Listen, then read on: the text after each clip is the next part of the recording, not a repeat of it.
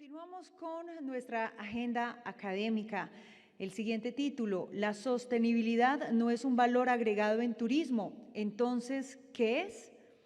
Según la UNESCO, el turismo sostenible o responsable es aquel que respeta tanto a la población local como al viajero, el patrimonio cultural y el medio ambiente. Para José María de Juan Alfonso, quien nos visita desde España, la sostenibilidad no es simplemente un valor agregado, y de eso justamente nos hablará después de que nos cuente un poco sobre su experiencia y su trayectoria. Bienvenido. ¿Empezamos ya? Pues muy bien.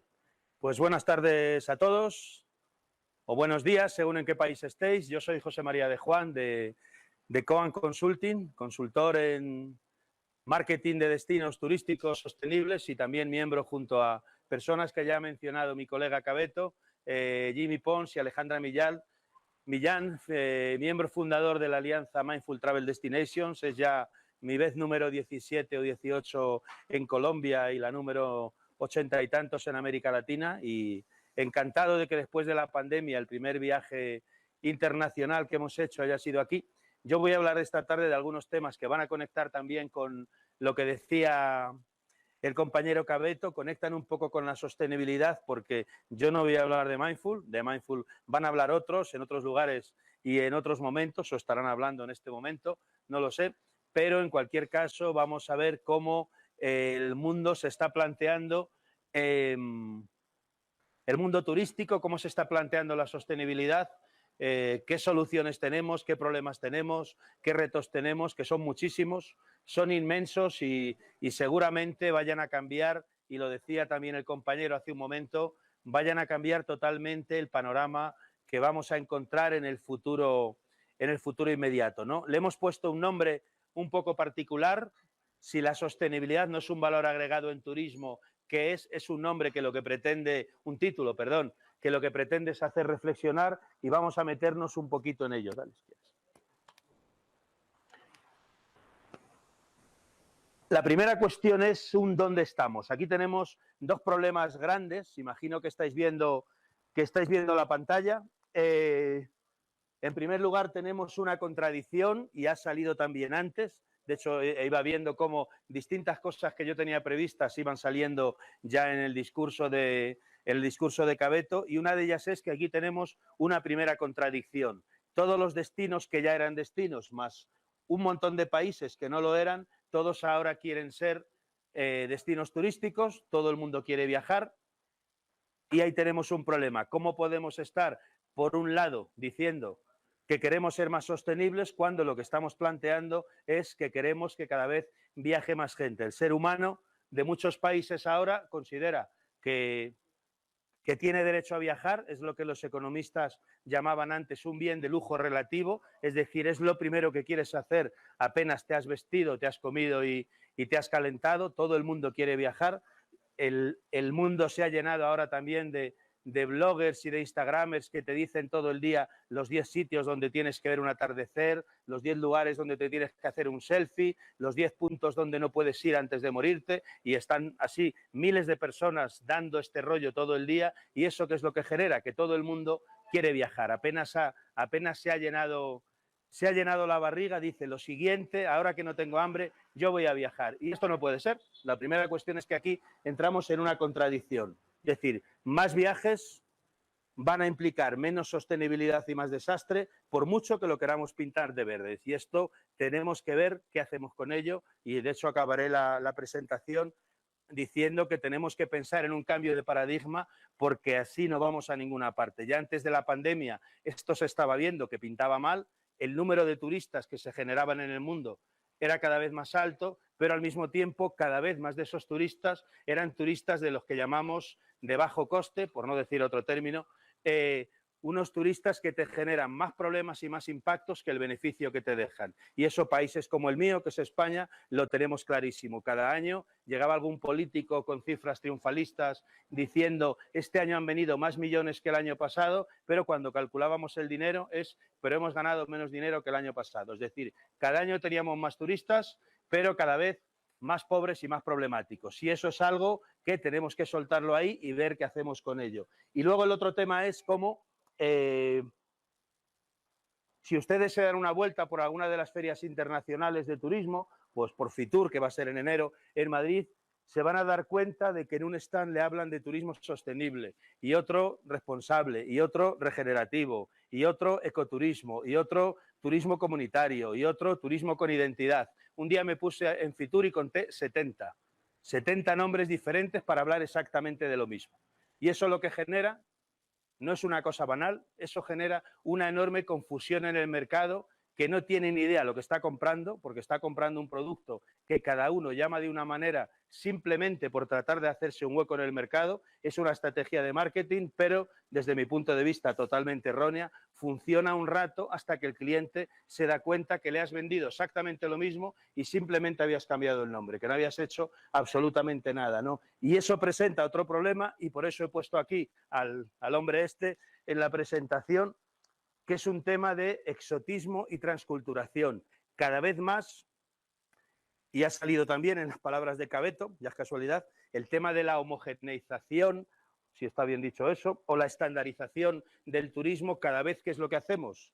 El cliente llega más lejos porque tenemos aviones más potentes, tenemos vuelos más baratos, ya hablaremos de ese asunto después, del asunto de los vuelos baratos, y entonces podemos llegar a lugares que hace 20 años eran exóticos, ahora llegan miles y miles de personas, y entonces esos indígenas o esa población local, aunque no sea indígena, bueno, si es local, es indígena, de alguna manera se encuentra con que de pronto le llega una avalancha de gente que cambia su cultura, que cambia su esquema de valores, que cambia su forma de entender la vida o incluso su forma de ganarse la vida, y vamos viendo ese proceso de transculturación, es decir, cómo en muchísimos destinos, por poner un ejemplo que a mí siempre me ha parecido espectacular, en Panamá hay unas islas que son las islas de los indios en Verá, donde tú cuando llegas allí por el día con el crucero ves a los indios en Verá, parecen en Verá, se visten como en Verá y bailan como en Verá, pero cuando se va el último crucero se visten como yo, con unos jeans y un polo, y se van a su casa en un apartamento de Panamá porque son en Verá, pero hacen de en Verá para los turistas, pero ya no son en Verá, ya no viven allí, ya no comen así, ya no hacen esa artesanía ni se visten así. Se suben a un coche y se van, y en Panamá aparecen una persona más con unos... Sí, una persona más con unos rasgos indígenas, ¿no? Entonces, eso es una de las cosas que genera este tipo de turismo tan depredador y tan excesivo, ¿no? Entonces, ya digo que lo que he preparado yo es una presentación de un montón de cosas que lo que quiero es que nos hagan pensar, y ojalá luego en otro escenario, en la tertulia, tal vez que tenemos esta noche, o en otro escenario de los que tenemos estos días en el Congreso, podamos discutirlos. Pasa, si quieres, que vienen todavía cosas más gordas. ¿Cuál es la siguiente cuestión? La amenaza. Es decir, en la pandemia, y lo digo un poco más adelante, yo cada rato escuchaba cosas, vamos a llamarlas cosas, por no ser ofensivos, como es que la pandemia nos ha hecho más sostenibles. ¿A santo de qué? Es decir, ¿por qué la pandemia nos ha hecho más sostenibles? En el turismo me refiero, pues no, porque durante la pandemia, ¿qué ha hecho muchísima gente? Como no podía salir de casa, ha estado llamando a Amazon cada 10 minutos o a Alibaba para que le traigan algo a casa, y entonces se han generado millones de viajes, millones de embalajes, un montón de aviones dando vueltas por el mundo. No había turistas, pero había un montón de aviones generando un desastre climático absolutamente similar. Luego, eso de que la pandemia nos ha hecho más sostenibles, nada. ¿Cuál es el problema? Que el gran sector turístico lo que está deseando, aunque no lo dice porque queda feo, es volver a la vieja normalidad. ¿Y por qué? Porque hay mucha capacidad instalada. Hay millones de habitaciones de hotel en muchos lugares del mundo que hay que llenar. Hay miles y miles y miles de aviones que están quietos en los aeropuertos, y yo a veces paso por algún aeropuerto como Las Vegas o uno que se llama Teruel en España, que es un aeropuerto sin vuelos comerciales, pero donde han ido cientos de aviones durante la pandemia, allí los aparcan y los cuidan hasta poder. Cuando miras a los aviones, parecen como los toros, están como deseando arrancar, parece que te miran. O sea, ves allí los cientos de aviones en fila, y cuando los miras parece que están como diciendo, a ver cuándo nos dejan arrancar, que estamos ya con ganas de volar, que ya no podemos más. O sea, y el sector turístico está así. Entonces eso es peligroso, porque Los que están deseando hacer eso, lo que nos van a decir, y luego me meteré un poquito más con ellos, luego te están diciendo todo el día, no, pero queremos que todo esto sea sostenible, queremos que sea muy verde y entonces el combustible va a ser más ecológico y los vehículos van a ser eléctricos. Digo, sí, pero si antes vendías 100, como es un modelo de crecimiento, es un modelo mal planteado, vas a querer vender 120 y el año siguiente 140. Vas a minimizar un poquito el desastre, pero no vas a acabar con él del todo. Entonces yo creo que ahí tenemos un problema importante.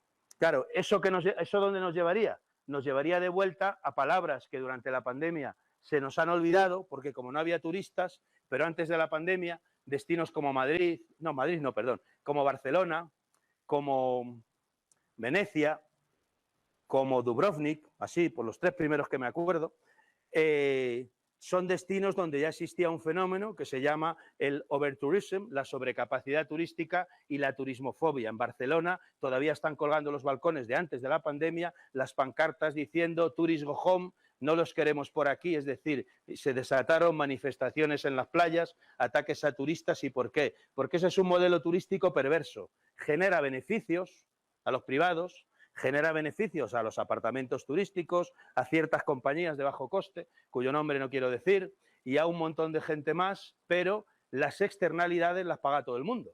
Es decir, para que ese vuelo pueda ser tan barato, ¿a qué se debe? Se debe a que ese petróleo está subvencionado. Si yo echo gasolina a mi coche, de 100 euros que he hecho, 90 son impuestos. La gasolina no vale tanto. El queroseno de los aviones es muy barato, es mucho más barato que mi gasolina. ¿Por qué? Porque está subvencionado. Es decir, con un dinero público hacemos que se muevan aviones privados para que disfrutemos unos cuantos, que esa es otra cuestión que sacaremos también, pero luego todo lo que genera ese público, ese turista de bajo coste que consume muy poco, que se hace la comida en el piso, que va al supermercado y poquito más, que genera inseguridad, que genera suciedad, eso lo pagamos entre todos. Todo el Estado paga las externalidades que genera ese turista, pero el beneficio se lo llevan solamente las compañías. Es un modelo no perverso, es que es un modelo idiota directamente, pero es un modelo idiota que mucha gente quiere mantener. Pero esos mismos que quieren mantener ese modelo, los que lo han creado y los que lo quieren explotar de nuevo, ahora mismo les verás con un pin aquí que pone no, estamos con los objetivos de desarrollo sostenible. Y es mentira y lo sabemos todos, pero no pasa absolutamente nada porque no hemos llegado a ese punto que va a llegar pronto de esa reflexión crítica, cuando la gente se harte lo suficiente. ¿El problema cuál es? Que como en la pandemia nos hemos tranquilizado, todo esto se ha olvidado.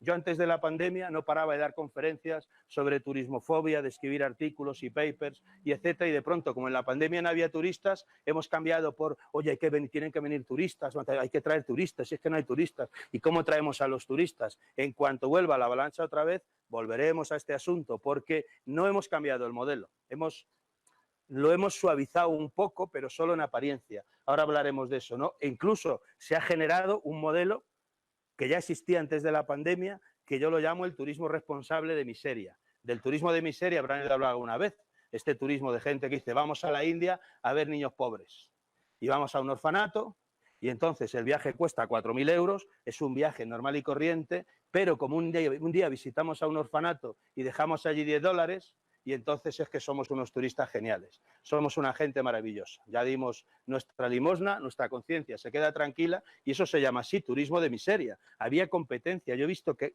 guerra entre los orfanatos para ver quién recibía a los turistas. Es decir, y ese turismo de miseria ahora resulta que encima se envuelve como turismo responsable. Ves un viaje X y de pronto ves el mismo viaje, este viaje es responsable. Digo, ¿y por qué? Ah, no, pues porque una de las tardes, en vez de hacer la visita de no sé qué monumento, visitamos un orfanato y le llevamos unos bolígrafos. Digo, ¿pero usted es tonto o qué? ¿O se cree que el tonto soy yo? Digo, se cree que eso se lo cree alguien, pero el turista, ¿qué es lo que hace con eso? El turista no es tonto tampoco, ni muchísimo menos, pero eso le sirve para tranquilizar su conciencia. Ese turista que un día se despierta pensando en los problemas del cambio climático y del plástico y de la pobreza en el mundo, le venden ese viaje aparentemente sostenible y como ha dejado el 0,000% del viaje lo ha dejado para el orfanato, ya dice, no, es que yo soy un turista responsable, yo he comprado el otro viaje, es exactamente igual, genera la misma huella de CO2 y es exactamente igual, pero está pintado de verde. Como decía yo antes, esa preocupación por el cambio climático, esa preocupación por los objetivos de desarrollo sostenible existe, lo decía antes Cabeto, la tiene el sector turístico, la tienen las personas, la tiene muchísima gente en el mundo, muchos millones de personas en el planeta se preocupan de eso, pero la cuestión es cómo lo aterrizamos, es decir, cómo vamos más allá de meterlo en nuestro plan estratégico, aquí viene lo difícil y luego viene la parte de las ideas y soluciones, evidentemente, y luego también más allá de lo que es la responsabilidad social corporativa, es decir, muchas empresas, yo he escuchado cosas en algunos congresos de turismo sostenible como que llegue una cadena hotelera y te diga, nosotros ahora somos sostenibles, digo, ¿y por qué? Dice, pues porque la comida que sobra la empaquetamos, la preparamos bien y se la damos a un convento. Y digo, ¿y eso te convierte en sostenible? Vas al otro y te dice, no, es que nosotros ya no tenemos pajitas de plástico. Y ya, o reciclamos el papel. Digo, claro, es que eso lo tenías que hacer sin darle muchas vueltas. Es que eso tienes que hacerlo porque sí. En algunos casos incluso ya es obligatorio. En muchos países de Europa, si no recuerdo mal, ya están prohibidas las pajitas de plástico. O en Costa Rica tienen la policía del plástico que te impide y te quita una botella de plástico de un solo uso si la llevas. Es decir, son cosas normales, pero todavía esta gente las vende como que están haciendo un terrible esfuerzo por la sostenibilidad. El turista menos informado y el turista menos sensibilizado se lo cree. Es decir, se quedan en la RSC, ahí es donde quería ir, ¿no? Se quedan en la responsabilidad social corporativa. No es un elemento que esté en la estrategia de las empresas, no es un elemento que esté en el ADN de lo que la empresa es, sino que es un elemento que solo es responsabilidad social corporativa. Voy a hacer el turismo como lo he hecho toda la vida, voy a generar un montón de beneficios y como voy a destinar un pequeño tanto por ciento a proyectos de turismo sostenible, ¿eso me convierte en sostenible? Pues no, pues eso no es así. Lo que te convierte en sostenible es un cambio absolutamente profundo que implica absolutamente todo y diremos algo de eso si me da tiempo, ¿no? Porque como siempre, pues pretendo decir demasiadas cosas en 40 minutos, que por cierto no sé cuántos llevo ni cuándo he empezado, más o menos. Dime más o menos si puedes para que me planifique un poquito. Pues si no me enciendo aquí y me puedo tirar hablando hasta pasado mañana. 20 me quedan. Genial. O sea, 20 tengo y 20 me quedan. Muy bien. Muy bien, pues perfecto. Entonces, otra cosa. El turismo sostenible, lo decía antes, se está prostituyendo porque se usa mucho. Es decir, ahora se utiliza, es lo que se llama una commodity. Es un lugar común. Todos los destinos dicen ahora que son sostenibles. Entonces, ¿cuál es el valor de marketing de eso? Ninguno. Si yo digo mañana que soy un hotel sostenible de Bogotá y resulta que los demás no dicen nada, pues yo sí puedo salir al mercado diciendo, chicos, que soy diferente, que yo soy sostenible. Pero como ahora lo dicen todos, es un ejemplo, ¿no? No estoy hablando exactamente de Bogotá, pero esto está pasando en muchos países. Durante la pandemia todos han reflexionado y entonces ahora todos salen todos los días diciendo somos digitales y verdes, o somos verdes y sostenibles, o somos verdes y digitales, o somos inclusivos y verdes. Mira, te acabas volviendo medio loco porque vas viendo todas esas mismas palabras, pero vuelves otra vez a lo de antes, rascas y digo, pero realmente ¿qué haces? No, ahorramos un poquito de agua, ahorramos un poquito de plástico, digo, pero no hacemos nada más y ahora veremos qué más cosas se pueden hacer. Y eso además, cuando tú planteas este escenario, siempre hay alguien que dice, cuando hay interacción con el público, que dice, bueno, hombre, no será tan grave la cosa. Dice, ¿alguien lo estará haciendo bien? Digo, sí, lo está haciendo bien muchísima gente. Hay miles en el mundo, miles de pequeños hotelitos que están siendo sostenibles, miles de pequeñas empresas de ecoturismo que lo están siendo también, pero están por ahí perdidos en un océano que no funciona, en un océano para mí casi preapocalíptico, digamos, en el tema del impacto del turismo sobre el planeta. Hay miles de iniciativas dispersas por el mundo que a veces ni se conocen, que no están unidas, que no tienen capacidad de transmitir y de comunicar y entonces por eso no es tan bonito el panorama. Cuando vemos esas pequeñas iniciativas dices, uy, qué bien, pero luego miras el conjunto y dices, uy, qué mal. Dice, porque estamos además, como decía, con ese deseo, cambia si puedes, perdona, ese deseo de volver a donde estábamos. Y eso lleva a otra cosa todavía peor. ¿Qué ha pasado durante la pandemia?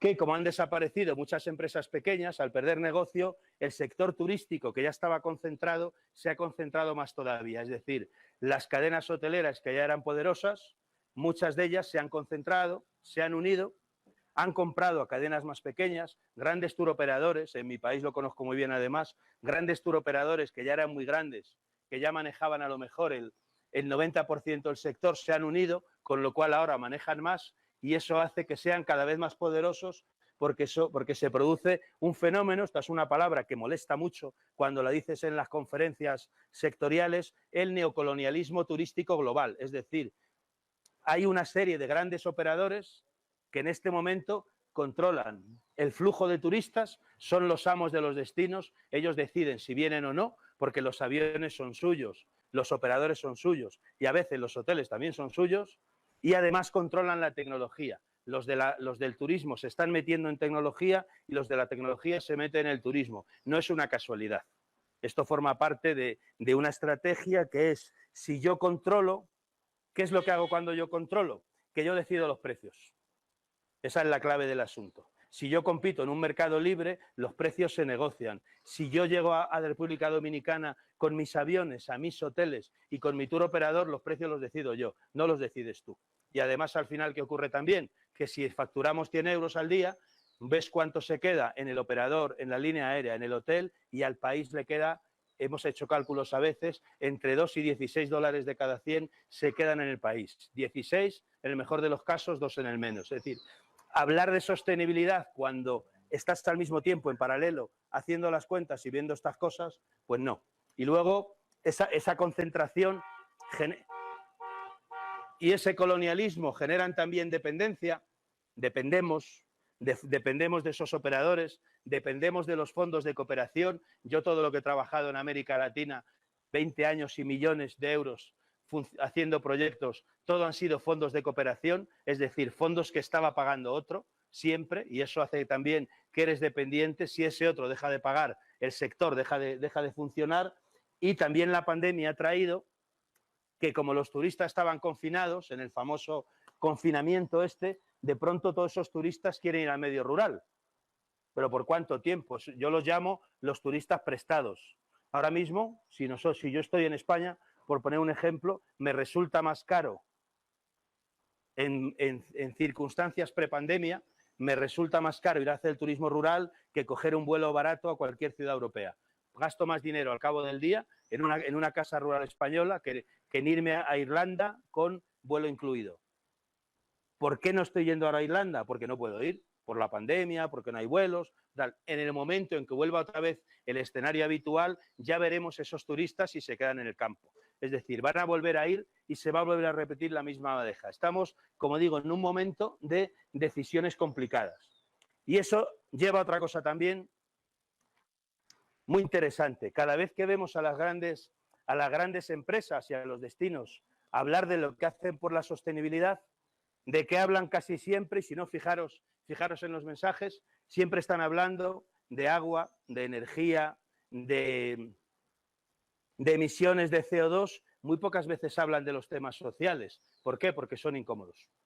Es mucho más sexy hablar de que ahorramos agua con unos perlizadores de no sé qué, es mucho más sexy decir que hemos eliminado el plástico, no es tan sexy decir que estamos pagando una miseria a las camareras de pisos. Eso no es tan sexy y ese tema no se toca. Es decir, muchas veces yo voy a muchos eventos de sostenibilidad y allí aparecen montones de cadenas hoteleras contando lo que están haciendo por la sostenibilidad.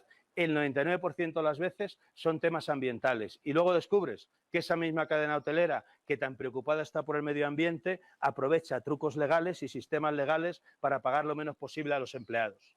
Y lo descubres todos los días. Y entonces luego dicen, no, es que somos muy sostenibles, no verás aquí una botella de plástico. Digo, sí, pero lo que veo es unas camareras muy explotadas. Eso sí que lo veo. Digo, pero luego cuando acaba el año coges 5.000 euros y los das para un albergue en no sé dónde y entonces dicen, no, es que nosotros, es que vamos, tenemos un espíritu de sostenibilidad fantástico. Digo, es absolutamente falso. Y el problema es que esta falsedad se ha convertido en algo recurrente. Es lo que pasaba cuando el imperio nazi, ¿no? A base de decir una mentira todos los días, termina por ser verdad. La gente se la termina por creer y eso nos tiene que hacer reflexionar que ese turismo sostenible que queremos se está basando en la hipermovilidad.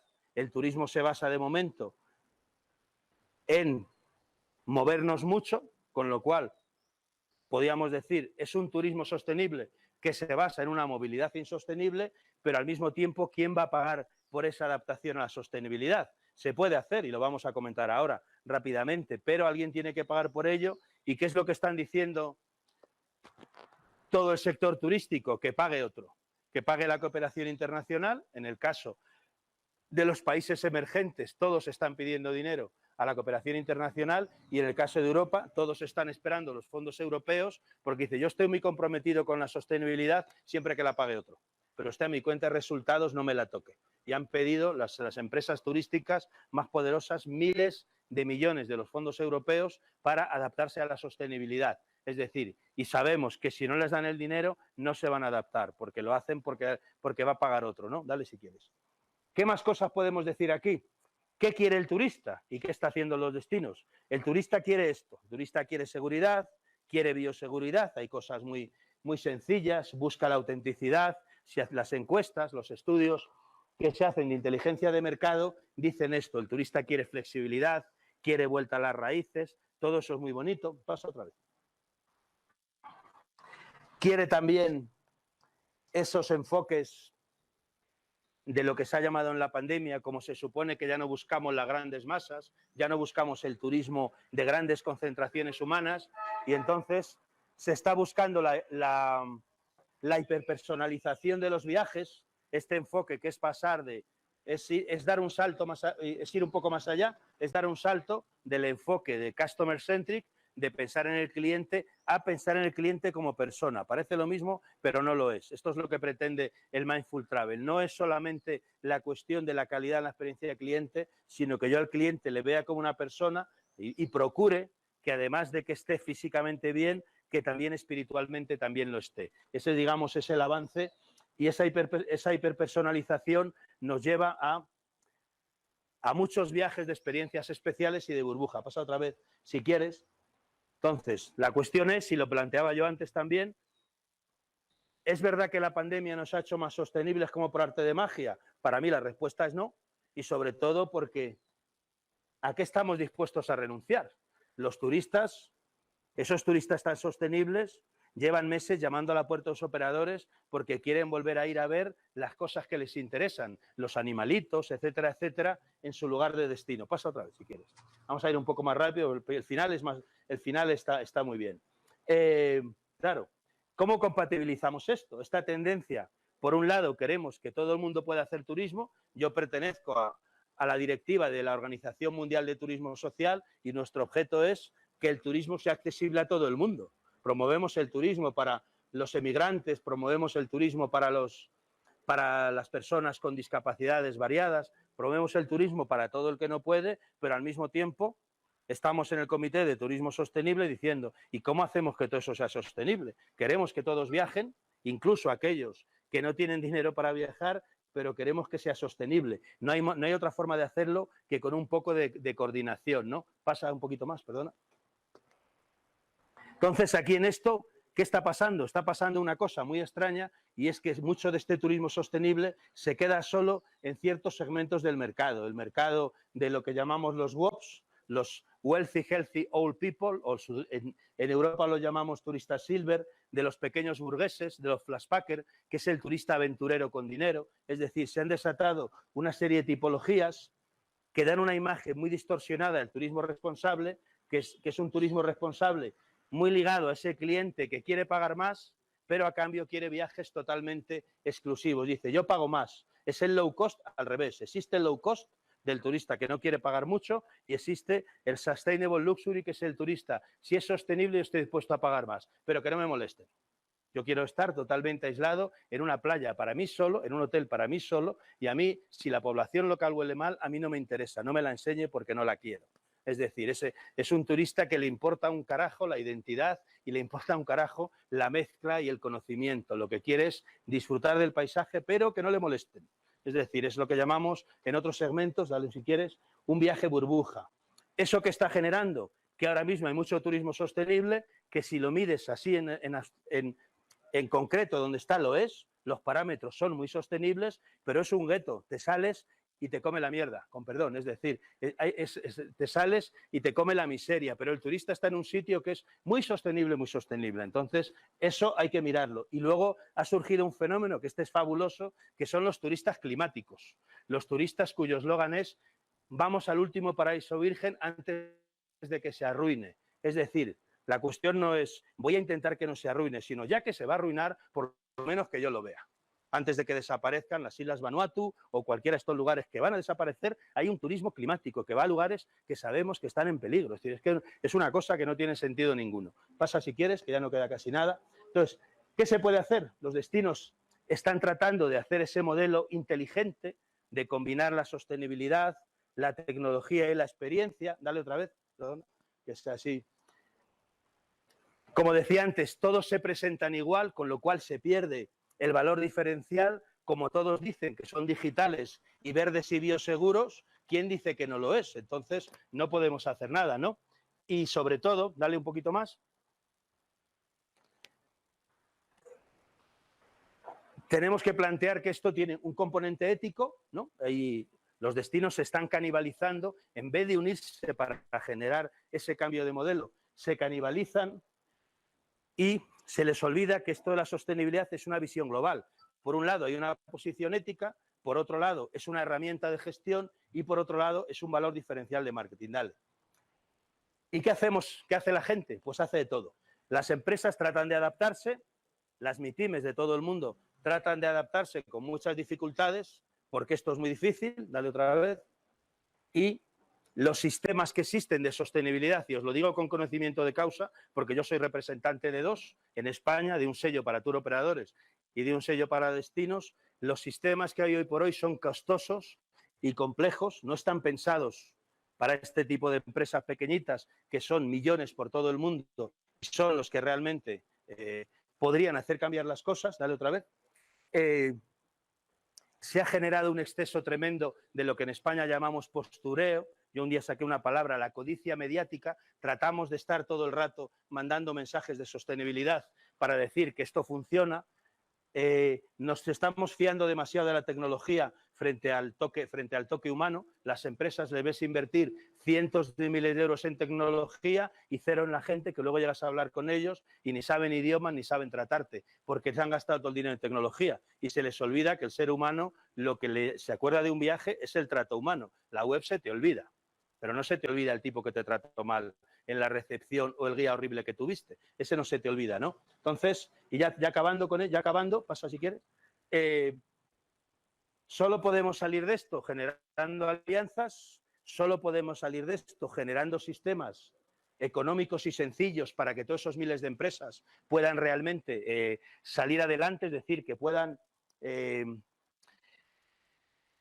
aplicar la sostenibilidad a pesar de que los sistemas no están pensados para ellos. De otra vez, podemos salir tutelando de verdad a los emprendedores locales, no dándoles un curso y dejándoles solos, que es lo que solemos hacer los organismos internacionales, reduciendo esa dispersión de iniciativas que estaba yo comentando antes, generando todo tipo de alianzas, cualificando a las... Sí, me quedan 5.